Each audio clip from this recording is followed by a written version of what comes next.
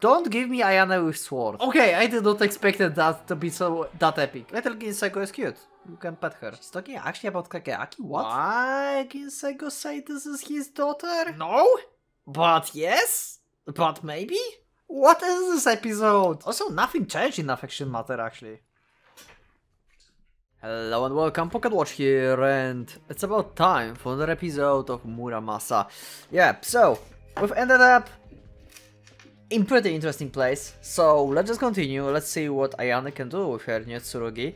What I think, personally, I think that Ayane's style of fight will just transfer into like Tsurugi. I mean, she's total amateur in terms of swords and fighting, like how the Tsurugis are fighting actually, so I don't think she will use any katana or anything. I think like she will just like use hand-to-hand combat, just like Ichihime taught her and stuff, so if that's the case, that should be pretty freaking epic. Also, now I think about this, that Ginsego also don't have katana, I think. She also use like hand-to-hand combat, so this is very interesting like parallel here. These are like only two Tsurugis that I know that don't use like swords. Okay, Arahabaki using just firepower, but yeah, he's like huge fortress, so yeah, whatever. Anyway, let's just go. Let's continue the story and let's see, because this episode I think will be a little bit shorter, but we'll see, we'll see. Let's go. Kata is in state of panic. No one is sleeping peacefully tonight, not with Enoshima suddenly on the doorstep. Yeah, Ginsego just kicked the whole island to the shore, like what the fuck. One might expect a rogue island collision to inflict casualties on par with any earthquake or tsunami, but there seems to be very little actual damage, yet another impossible fact to add weight to the terror. How the fuck that happened? Like, why? That's what I thought, like, in back of my head in the last episode, like, whole island just like rushed through the water and there's no flood, no like nothing, no one died, like, or rather I thought like how many died, but that's okay. The police who arrived in response to the disaster are in no better shape than the locals. They have to deal with their own confusion before they can think about addressing the chaos. Hello, Commissioner. By the time Police Commissioner Kikuchi gets his less discipled men under control and reaches the new border between Katasen and Enoshima, he finds not the key to unlocking the mystery, but the sound of an even greater disaster approaching. Treated vehicles, and footsteps mingled with inhuman whoops and roars. His experience on this battlefield tells him to what it is, a unit on the march. And not just any unit, but one that has for some reason gone completely berserk. A pack of hungry wolves who will stop at nothing to rape, loot and kill. Even if they are few in numbers, they combine firepower likely enough to reduce all Gatase to rubble. They will have no trouble routing a few dozen policemen as a warm-up. Probably. Yeah, it is her. Ginsego. The commissioner has no way of knowing what transpired on Enoshima, but it seems to have ended at least with Kageaki hitting the jackpot. Pretty much, yeah. Ginsego appeared and drove whatever forces were on the island mad. That is the only explanation. While the commissioner himself was largely convinced that the letter was the GHQ trap, he never, for 1 second, wrote off the possibility that Ginsego might appear. And why he thought that Ginsego might appear there? Yeah, that's like, this is like one of the weird things. I didn't actually thought about that. Why Ginsego actually appeared there? Oh wait, no, I was thinking about that like 2 episodes ago. Sorry. My theory is that she's protecting actively Muramasa for some reason. Like, she wants Muramasa to basically absorb the eggs, I would say. Like, when she like defeat one, she gets like part of her sword back, and she like gets some power that Ginseigo have. Also, maybe I don't know. For some reason Ginseigo wants Muramasa to have her power, and then Ginseigo can like absorb Muramasa. I don't know why that way, but maybe, who knows. He did believe, however, that anything which might happen, Ginseigo related or otherwise, would be confined to the island and not spill over to threaten the population of Katase. He was a fool. Yes, no one could have predicted that Enoshima would become a peninsula, but he should have known that something like this, something impossible, might send everything to hell. Kagaki reports directly to him. He knows what Ginseigo is capable of. His fists tremble, but regret is always too late. And now the commissioner sees them. This quiet mutters at his back. Tell him that his men sees them too. Men and vehicles and flesh and steel, black upon black upon black upon black. They howl and cry to ghastly disarray. Absent order, but focused on a single purpose. They come like the juggernaut, chariot of Krishna, that sends men to paradise by crushing them beneath its wheels. The anticipation of slaughter blazes in their eyes. Let me just adjust a little bit my screen, because yeah, now it's easier to read.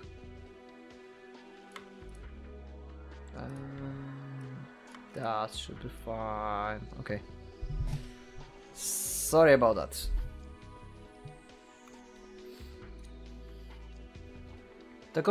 The commissioner orders his men into formation, knowing as he does the futility of resistance. No effort of theirs can stop this tide. At best, they may reduce the 1,000 casualties to a mere 900. Ooh. That's like... not the best reduce of casualties. He might as well try to put out burning building with a glass of water. The only choice having failed to prepare liquid nitrogen. As he struggles to keep his men from breaking, Kikuchi Akitawa swallows his shame and steals his resolve. He's ready.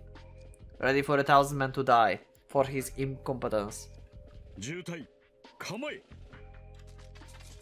Now, he and his brother officers will put their lives on the line, that a few lucky souls might make it through the night. No one will thank them, no one will remember. So be it. And this is the place where Ayane comes in.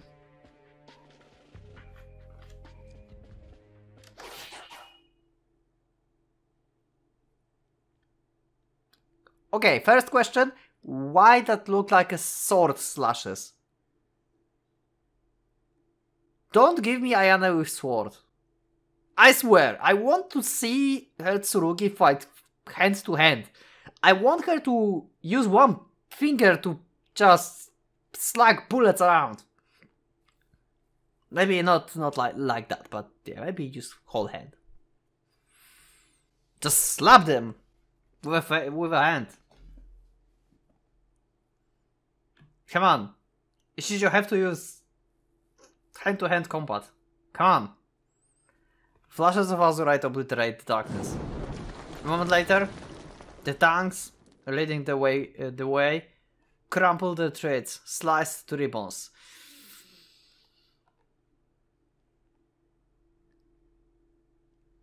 The soldiers howl with hunger. Their advance blocked by immobilized vehicles. Okay, I'm not going to be mad. Okay, I'm not going to be mad. I'm not going to be mad.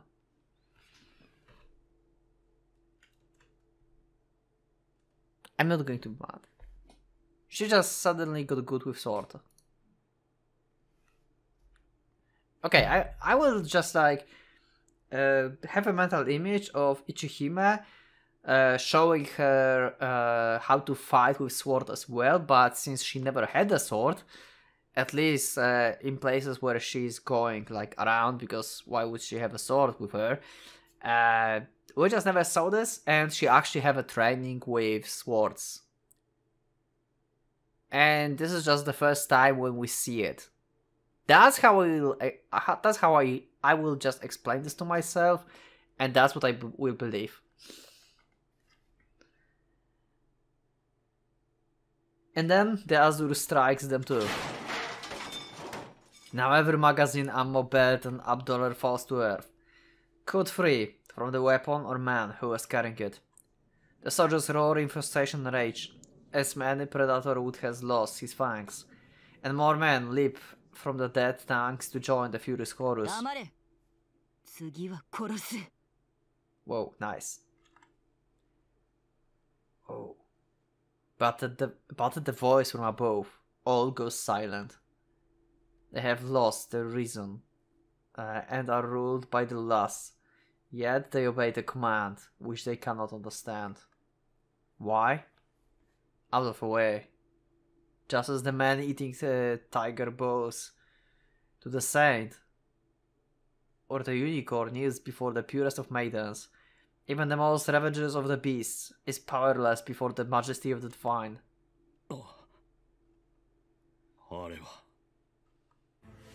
That color, that shape. The soundtrack, holy shit, that kicked so hard. I love the soundtrack just from the start, you know why? It gives me a nostalgia feeling. It's probably not only fits what we'll see just in a second, like Ayana in her Tsurugi, but this is very similar to one of the soundtrack I heard in, not now, but the beginning of the soundtrack, when it started. It sounds very similar to the one of the soundtrack I heard in the game Free Space 2. I don't know if you played that. If not, you can let me know in the comments. This is like Space Simulator. It's kinda old. It's like 1999, I think, or 8, something like this. But yeah, that was like great. And that just hit me with nostalgia in the first place. And then I realized like, wow, this is good. That color, that shape, he has seen them before. In an ancient scroll kept at Hachima's shrine. Oh. The finest armor to ever be forged, unequaled by Ganjiang, Moye and Longyuan. What is going on? No, mortal, that you look upon the face under the heaven. This is the same chant that Muramasa have! Is this? Shoshugoro. No, this is not the same. It will probably say only about evil, not about the right ones, right? Full Metal Providence. Okay, this is different from Muramasa. Muramasa slaying both. She's slaying only evil. Full Masamune. Holy shit, that's good.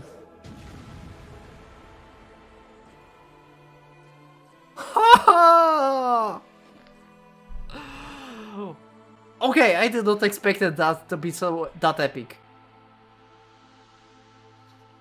Wow, that's a great start of the episode. A final slash like a bolt of lightning, and Enoshima. It's an island once more. Wait, what?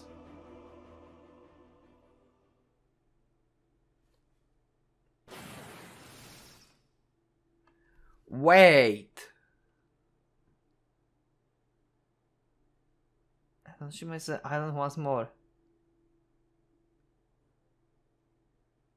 Wait.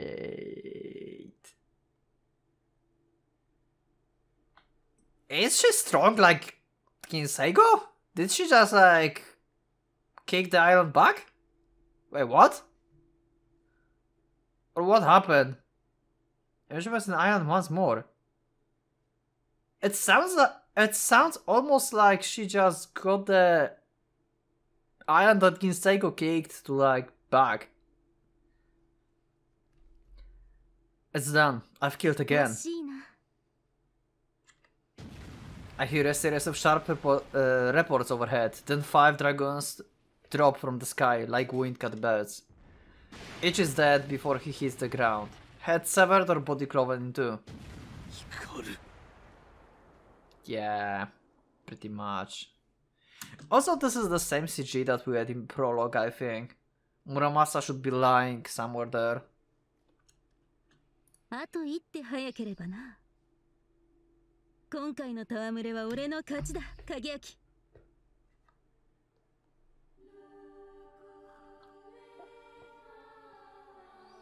I look up.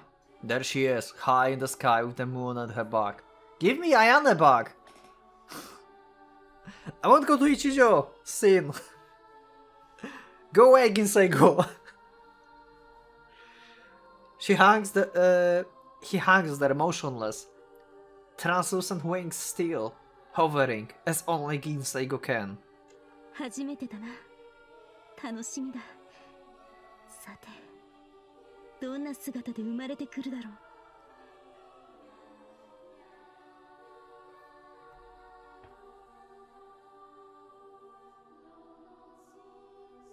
Is Masamune actually infected with her egg? That's what I was afraid in the last episode.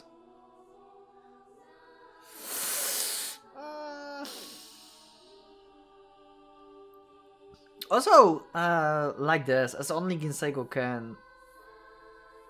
Like, why only Ginseigo can, like, float like this? I mean, every Tsurugi have the engine that can, like, just... If you, like, make proper thrust, then you can just, like, hover, right? At least, it should be possible.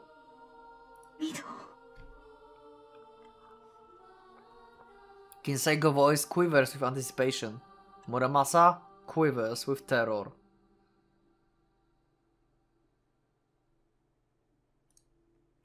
I need no further hints. I will to face the major corpse. He's dead. He must be. And his armor too. But then, why does it glow? Why does it ripple?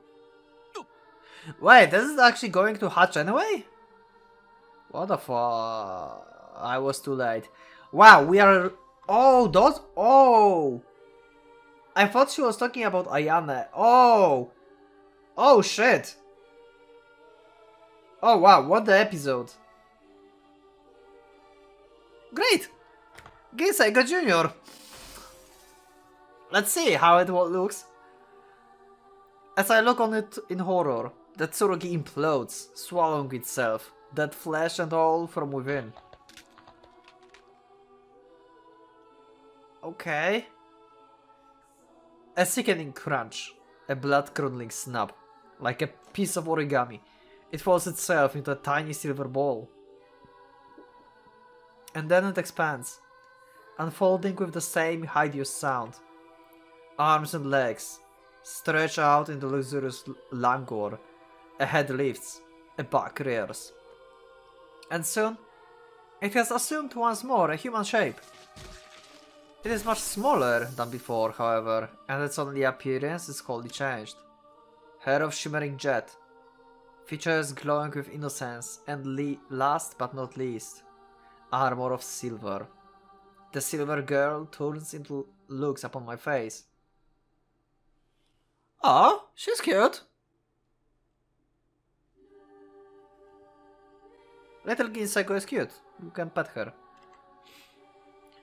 She smiles brightly, ever so brightly, as though nothing in the world could make her happier. I think I know what kind of meme I will do out of this. I think... Oh my god. Muramasa is giving me like Dragon Ball vibes in some scenes. Oh my god. I wonder if I will be able to do this. If I will be able to do this, then I will post it like a video. If not, then I will let you know in the like Discord probably. Yeah, but maybe you can guess what I thought about. Just let me know in the comments if you just guessed by this scene, like what kind of character I thought about right now. Kinseigo Jr. Does it tell you anything? Yeah. She smiles brightly. Ever so brightly, as though nothing in the world could make her happier. Oh, that was Hikaru again. The flashback. I guess.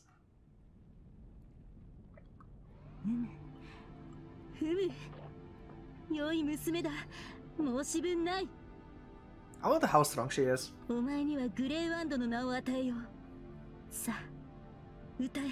Grey Wand.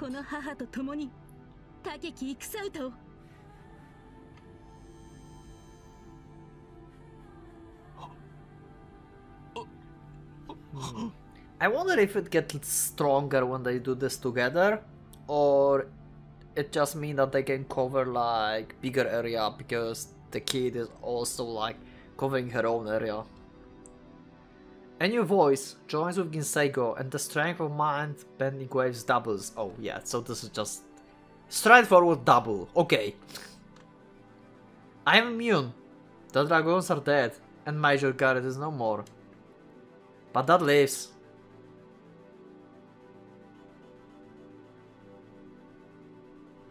That's disturbing as fuck. What I said in the last episode, if they don't go mad, then that would make no sense. So I totally expected that. But this is disturbing, actually. Holy shit.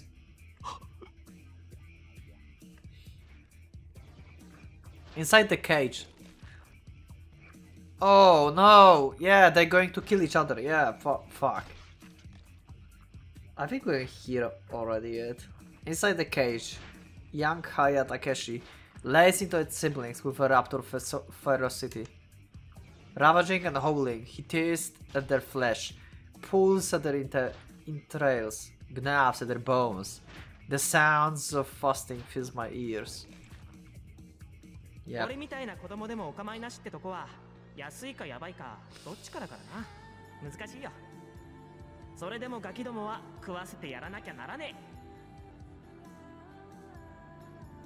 Since that episode, I told you in that episode, he have like shit tons of death flags on the like on him, and he's like sisters, brothers, his whole family have death flags. I knew it. And then his brothers and sisters join in this revelry. With fists, feet, teeth, and nails, they fall upon the another, both predator and prey. My voice is flat, empty. Perhaps I'm not speaking at all. Either way, they continue. The bars of their cage runs slick with blood. A life of 100 years will hear the serenade of fire and steel. A life of 7 days will glimmer bright in the silence and dark. Listen, all who live, and I will sing your praises. Offer forth the malice cancelled by weary smiles. Listen, all who live, and I will pray for your souls. Rest upon the joy which hatred and prejudice have birthed. Kinseigo sings her blessing upon them, and the silver girl matches her tune. The harmony of their voices fills the night, and the frenzy inside the cage mounts in fervor. The hard children are awash in crimson, little red dolls cut up and thrown together, indistinguishable one from the other. I have to stop them. This can't go on. Kill her. Yes, kill the monster. Then all will be well. Yeah, the problem is you are not in shape and you don't have strength to actually do that. Sorry, Muramasa and Kagayaki, but you guys cannot kick the island, like, to the shore.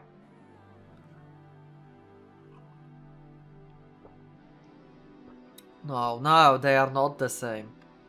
This is a monster, an enemy. No more. Kill it now.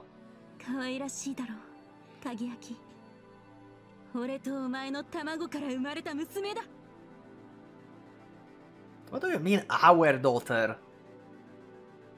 What do you mean, our daughter? Do you mean like yourself, Hikaru, and Ginseigo? Or are you for some reason talking about Kageyaki? Daughter? Daughter? My daughter? She's talking actually about Kageyaki? What?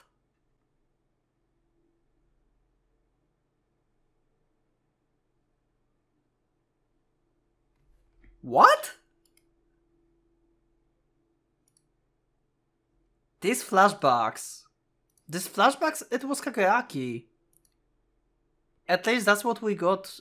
We got that information, like, in these flashbacks when we were talking about backstory, when fighting with Sorimachi. There was a flashback of, like, Kageyaki being in arms of his mother. Unless I'm wrong. No, I think I'm right. It was Kageyaki. That's what I understood from that flashback. I don't know why Ginseigo said this is his daughter. I'm trying to think about the reason.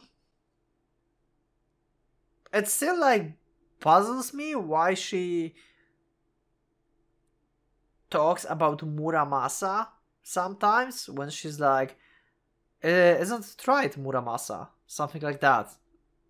And I thought, like, maybe she have thinking it about, like, Muramasa, but maybe she's talking to Ginseigo, and Ginseigo is actually Muramasa? Never mind, it's, like, complicated stuff. That my brain just thought up, so... Okay, let's just think a little bit. Can I find any proof that she is daughter of Kageyaki and Hikaru? Or in that case, more like Ginseigo and Muramasa, I would say.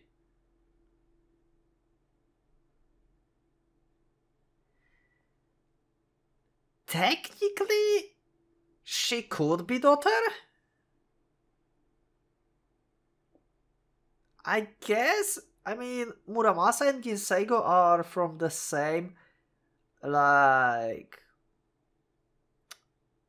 series, I would say, of Tsurugis in their family. They're both cursed, with apparently the same curse. So, if something is summoned out of one of them, that would make automatically both of them parents, I would say. But I think just talking about Kageyaki, and it's Hikaru actually talking, it's our daughter, so I will refuse it. I want to refuse it. This is not true, like, I don't know why she tells us that, but I'm going to refuse it. I cannot see this little Ginseigo as my daughter. This is just not happening. I don't see any reason for now. So, she's not my daughter. No, don't be fooled. She's just a doll. However similar she may seem. She's a soulless puppet, nothing more. I ready my blade. I sighted strip on the silver girl hard. Her eyes widen, and she tilts her head in confusion. She's nothing, I remind my frozen heart. Just a piece of metal. With that I step in for the... Also, this is just a piece of armor. I mean, yeah, it did like human face, but it's still, it was born from like Kinseigo parts. Maybe it had like some kind of soul from Kinseigo, but still.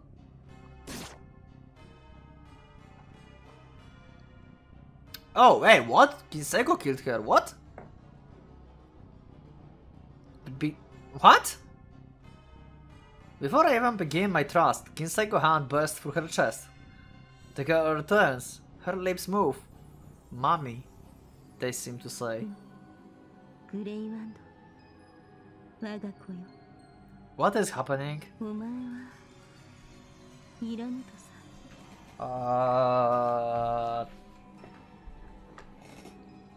Okay. She thrusts her other hands to the girl's back.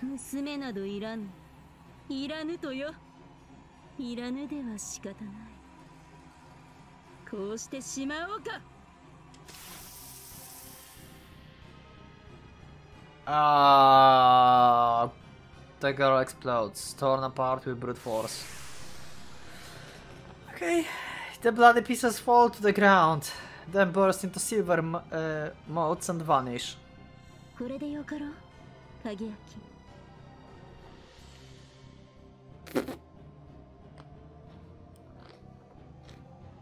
I mean... No?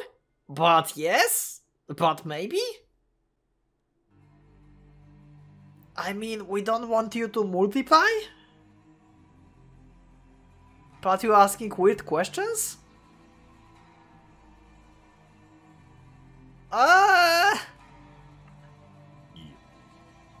Yeah? Yeah, the original. In a flash, Kinseigo takes to the sky.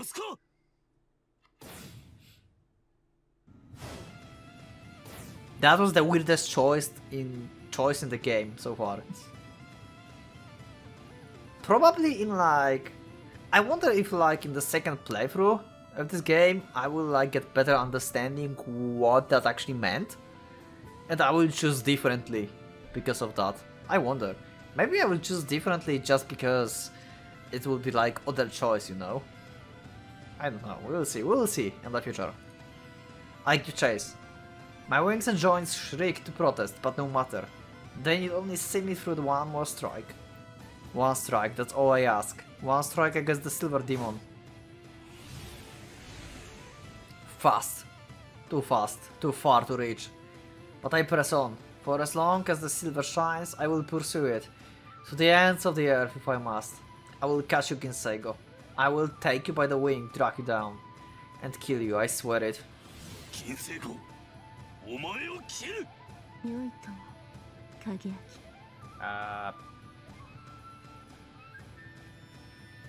Though she's already kilometers above me, I hear her voice as if whispered in my ear.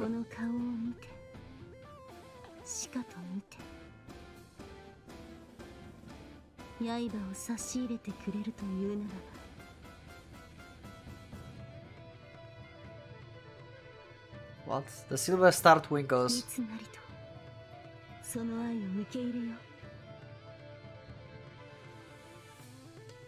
Her armor vanishes, and for a single moment I see... Hi? Why you're out of armor suddenly?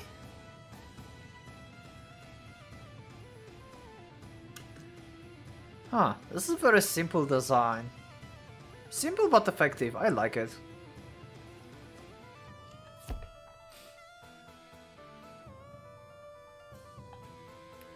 Yeah, that's what I get. Like, this is Kageaki, right?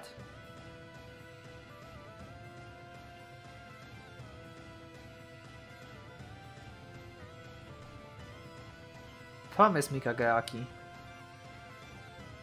Promise me that you will...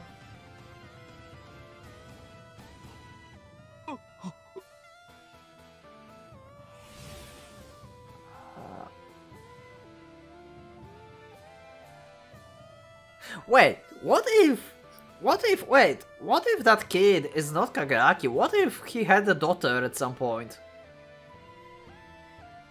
What if actually Kageaki and Hikaru, brother and sister, actually got a daughter actually?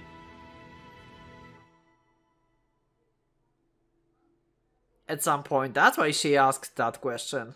And that's why we had that flashback.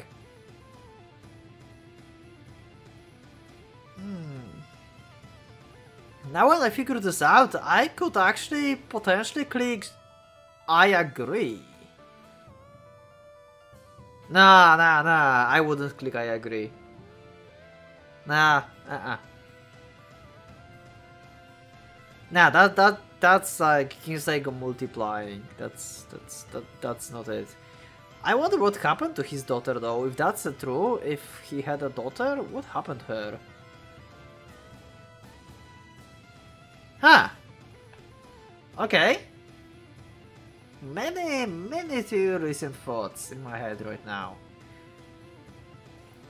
The silver star mounts the summit of heaven. She is beyond my reach now. I have failed once more.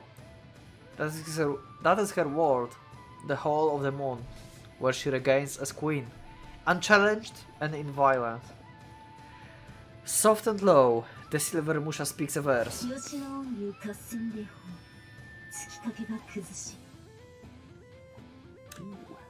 We're going to see Gisaigo using sword? Ladybug combat. Whoa! Holy shit! Okay, she's hand-to-hand combat, she just used her leg. Whoa! Okay.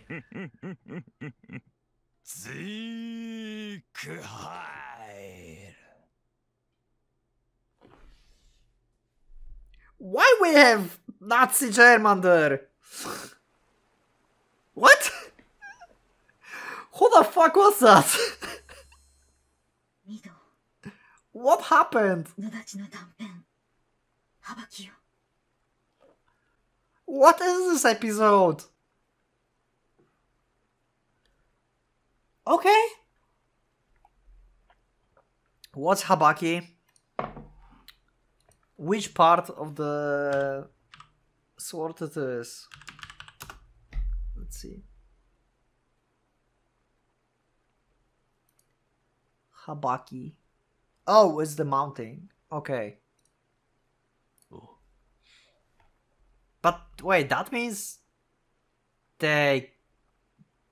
Wait, how did they got this actually?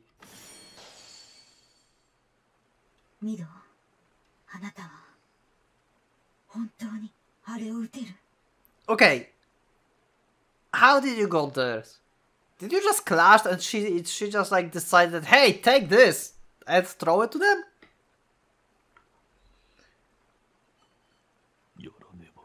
Okay. How you got that?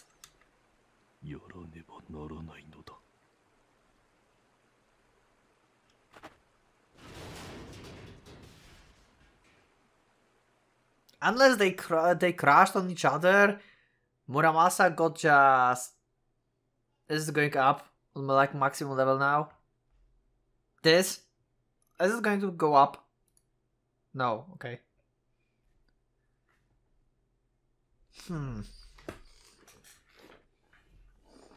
Also, nothing changed in affection matter actually.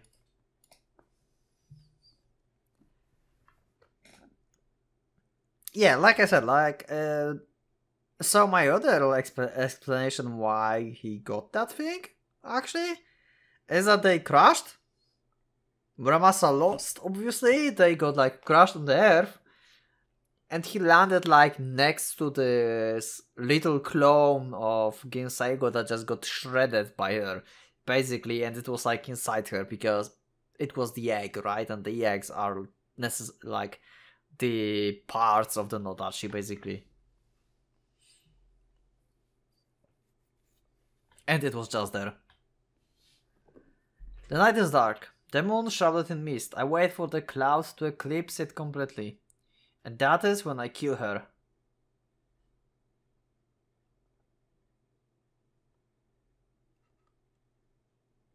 I approach from behind.